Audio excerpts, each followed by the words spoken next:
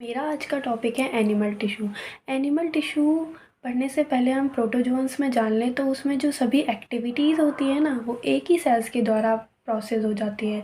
लेकिन कुछ ऐसे कॉम्प्लेक्स एनिमल्स होते हैं तो उनमें ये सेल्स होती हैं वो एक ग्रुप ऑफ सेल्स बना के वर्क करती हैं जिसे हम एनिमल टिश्यू कहते हैं। जैसा कि लिखा हुआ है, दो या दो से अधिक विभिन्न प्रकार की सेल्स एक विशिष्ट कार्य करने हेतु समूह बनाती है, एनिमल टिश्यू कहलाती हैं। एनिमल टिश्यू जो होते हैं वो सिंपल भी होते हैं और कॉम्प्लेक्स भी होते हैं और इसकी जो स्टडी की जाती है उसे हिस्टोलॉजी कहा जाता है। इसका जनक मार्सेलो मेलवी।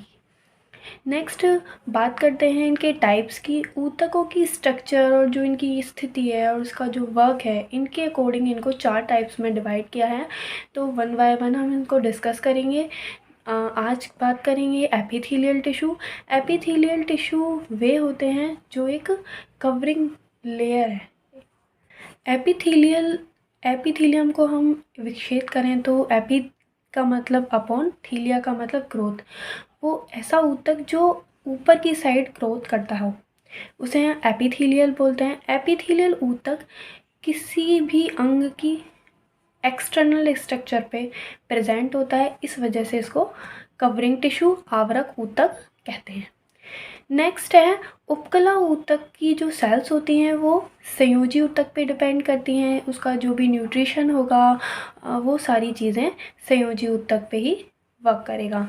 उपकला यानी जो एपिथेलियल टिश्यू है उसके बीच में एक पतली सी अकोशिकीय निर्जीव आधार कला उपस्थित होती है जो कि एक कनेक्शन क्रिएट करती है। इनके बीच में इंटरसेल्यूलर पदार्थ एब्सेंट होता है या बहुत माइनर सा होता है। इसमें होता ही है हल्का सा। एकमात्र ऐसे टिश्यू हैं जिसमें सेल्स एक नियमित स्तर के रूप में व्यवस्थित रहती है। एकमात्र यही ऊतक है जिसमें सेल एक नियमित स्तर बनाती है। इसमें रुधिर वाहिनियाँ एब्सेंट होती हैं। Okay, this point is clear. Now we talk about इनके types. Now we talk simple. Simple जो होता है ये एक स्तरीय सेल से मिलके बना होता है। इनमें भी हम टाइप्स बताएं तो स्क्वैमस, क्यूबॉइड और कॉल्यूमुलर। जब वो स्क्वैमस सल्की फेजेस में हो तो उसे स्क्वैमस, और जब वो सेल्स क्यूबॉइड शेप में, घन के शेप में हो तो घनाकार, स्तंभाकार, मतलब अगर वो स्तंभ की शेप में हो। इसी प्रकार स्ट्रैटिफाइड कॉम्प्लेक्स जहाँ हम बहुस्तरीय सेल्स को मिलके बनाएंगे, एक स्पेशलाइज्ड होती हैं जो पिगमेंटेड हैं, ग्लैंडुलर है, ये दिस इज़ इम्पॉर्टेंट। नेक्स्ट तंत्रिका संवेदी है। ये सारी जब डिस्कस करेंगे अब। Next now simple epithelium. Simple epithelium वे टिश्यू होते हैं जो एकल कोशिकीय से मिलके बने होते हैं। फर्स्ट है सल्की। स्क्वैमस में क्या होता है, सेल्स क्या पतली होती हैं, चौड़ी होती हैं और अत्यधिक चपटी होती हैं।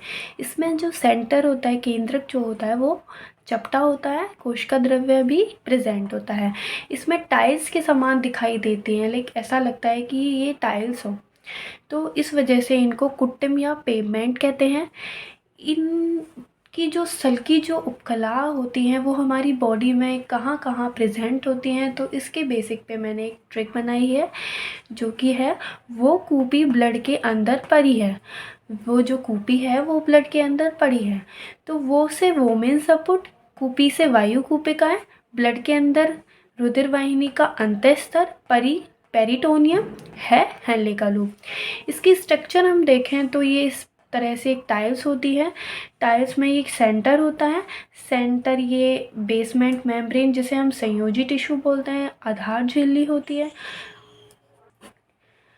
नाउ नेक्स्ट है घनाकार टिश्यू।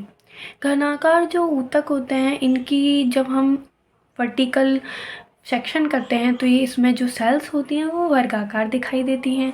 प्रत्येक जो सेल्स होती है उसके केंद्र में एक केंद्रक भी प्रेजेंट होता है। इसमें अपशोषण होता है, उत्सर्जन होता है और स्रावण भी होता है। इसकी छोटी सी एक ट्रिक है, जन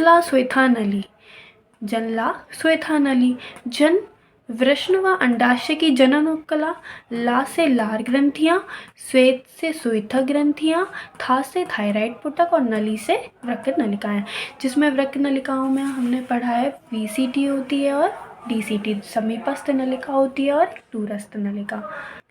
नाउ नेक्स्ट इज स्तंभाकार। स्तंभाकार इस ऊतक की सेल्स स्तंभाकार होती है, लंबाई में ज़्यादा और चौड़ाई में कम। प्रत्येक सेल्स में एक दीर्घ केंद्रक होता है जो कि आधार बेस पे ये प्रेजेंट होता है।